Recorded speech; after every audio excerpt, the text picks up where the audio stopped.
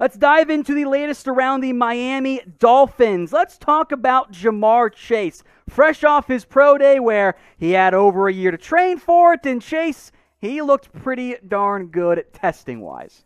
I don't see a world where Ja'Marr Chase busts in this upcoming NFL draft. I think this guy is going to be a stud. And if you remember 2 years ago when LSU arguably put together the best single season in the history of college football, everybody remembers Justin Jefferson last year with the Minnesota Vikings thinking that he was the number one wide receiver on that LSU Tiger team in which Joe Burrow was dropping dimes to all these guys. But outside of Justin Jefferson, Joe Burrow was also lighting it up and throwing dimes to Ja'Marr Chase as well. We're talking about a guy who reminds me a lot of maybe a bigger Steve Smith, maybe a more quicker Anquan Bolden. I think he's going to be a stud. And you look at the numbers that he put up in 2019, Tom.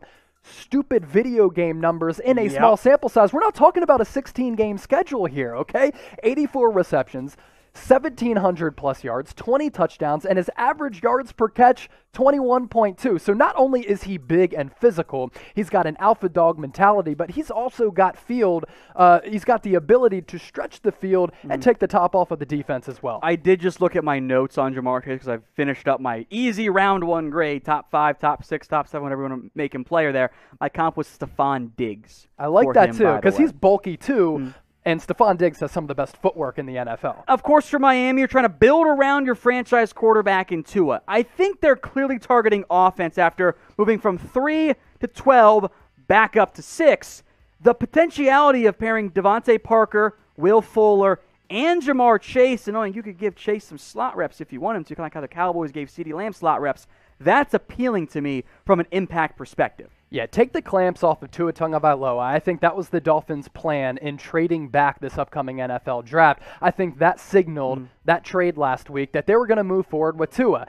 And if Tua has Devontae Parker and Will Fuller, Mike Gesicki, as well as Ja'Marr Chase, or maybe a Kyle Pitts, my gosh, with Myles Gaskin in the backfield and an offensive line that is a little inexperienced but is growing, we're talking about a great opportunity for Tua to really prove himself. And I think when you look at the NFL draft order, it is realistic that Ja'Marr Chase could slide to 6 if the Bengals don't take him at 5. I think that we all agree top 3 picks are going to be quarterbacks. Falcons could go quarterback or maybe offensive line or trade down or Kyle Pitts. Bengals feel like Ja'Marr Chase or Penei Sewell, which would leave one of those guys then left for the Miami Dolphins. So I'm excited about Ja'Marr Chase. I think he is my wide receiver 1 in this year's draft class, and he checked off all the boxes he wanted to with all that time to train. If he'd run like a 4.55, we all would have been freaking out, but didn't even run close to that there. So I do think Ja'Marr Chase is going to be I see him going top 7 minimum. Worst case, the Lions take him. So what I want you guys to do in the comments, and I'll let Chase chime in here too in a second, who do you believe will end up drafting Ja'Marr Chase? Will it be the Dolphins or somebody else? What do you think, Chase? If the Bengals don't draft Penei Sewell, I think they take Chase. If Chase falls to Miami, I think they get him at 6. So let us know what you guys think. Who will draft Ja'Marr Chase in the 2021 NFL Draft? All right, now we only got one Chase to talk about here, my friend. Patrick Surtain and the Miami Dolphins. And I saw this on Sports Illustrated, and I wanted to bring it up because I thought it was stupid. And I understand his dad played for Miami, drafted him, blah, blah, blah, and he's the number 1 corner in the class.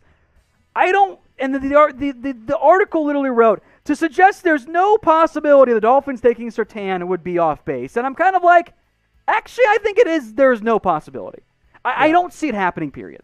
So I'm with you on that. Okay. And if the Dolphins had a porous defensive line, maybe I would think about drafting Patrick Surtain. But because they have a deep, talented, and vicious defensive line, I don't think you necessarily have to exhaust a resource at number 6 taking a cornerback, because as long as that defensive line is getting pressure, you can afford to get away with average secondary play. So I'd rather see if Tua Tagovailoa can play this year. I think that's the main focus for the Miami Dolphins, because if not, you're talking about a team that won 10 games this past year, is really talented, is very well coached. I like Chris Greer as GM, even if he whiffed on that Tua pick. But if you missed on Tua, you have to draft a quarterback next year. So see if Tua can play by drafting a guy like Ja'Marr Chase or Kyle Pitts. I don't see why Surtain makes sense at 6. And I'll even take it a different direction. I don't think corner is even remotely in need. I don't think so either. Now, unless they want to move on from Xavien Howard, which, okay, weird.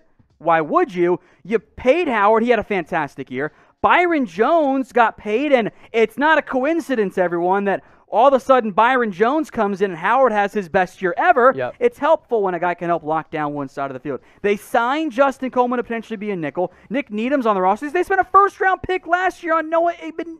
Not going to excuse me. So 2 firsts and 2 of the highest-paid corners in the NFL, it's literally not going to happen. And if he was there at like 18, you'd be like, okay, well, maybe value-wise, but he's not going to be. Yeah. So I don't think there's any rational outcome outside of like Xavien Howard does something horrible and is moved or something along those lines, in which the Dolphins even think about taking Patrick Surtain at number 6 overall. He's a great prospect. Don't get me wrong. He's my number 1 corner. His fit in Miami, it makes no sense. Yeah, we're not talking about this being unrealistic or stupid because we don't like the prospect. I mean, he is a legitimate cornerback prospect, and for you, Tom, he's number 1 on your board, and it's easy to see why because, look, I mean, when quarterbacks were targeting him, he was giving up less than a 45% completion percentage. So we're talking about a guy who has lockdown cover corner skills, who in a couple of years can probably lock down some of the best wide receivers in the league. Why we don't like this is just because of the draft selection and the needs elsewhere on the Dolphins roster. And I think that's an overlooked part at times from a draft perspective. Everyone does, we'll just take the best player available, which, okay, he's not the best player available still. Yeah. There's better players that have bigger needs. So I wanted to bring that up, but I don't see any scenario out there in which Surtain's the pick by the Dolphins in round 1. All right, some general NFL updates here for you guys around OTAs, organized team activities here. NFL's provided some updates. They can start phase 1, which is not the full like padded practice or whatever. This is just strength and conditioning and rehab stuff. That can begin on April 19th. Now, what's noteworthy here, Chase, is A, it's going to likely be a virtual start. The expectation, though, is we get in-person workouts at some point, as NFL players can work out at the facility, so whatever at that point. Yeah. But there is no early start for new head coaches. Yeah. That has changed from recent years. Some other teams dealt with that during camps and stuff in terms of not being able to start early. But we are trending towards a more normalized NFL offseason. Yeah, and to add on to this, Roger Goodell also said yesterday he expects stadiums to be at full capacity. So the NFL salary cap in future years is probably going to skyrocket because of that. But Tom, the big winner with OTAs on the way, it's rookies. Last year, I think rookies were slow to get started, and a lot of them were behind the curve. Now, of course, you have examples of guys like Justin Herbert, who were able to really get playing time early after Tyrod Taylor got hurt, and he went on to have a historic season for rookie quarterbacks. But I think it's crucial for some of these rookies who are raw, who still need some developmental time, to have a more normal schedule to learn about the rigors and the challenges of the NFL. So phase 1 of OTAs, it's going to begin April 19th, the start of the NFL draft, April 29th, and then the start of training camps, which was huge last year because training camps were limited starting in mid-July. And not only does that help rookies, it helps us, because I know for me, my internal clock was all messed up last year, and it's been because the scheduling for everything was really thrown off because of the pandemic. Obviously, those phases of OTAs, they go in, well, phases because I already gave it away, but they'll move to the first-year player stuff that you mentioned, of course, after the NFL draft. But this is a good sign for the NFL. You mentioned the whole fans in the stands as well. I think we'll have a more normal 2021 NFL season.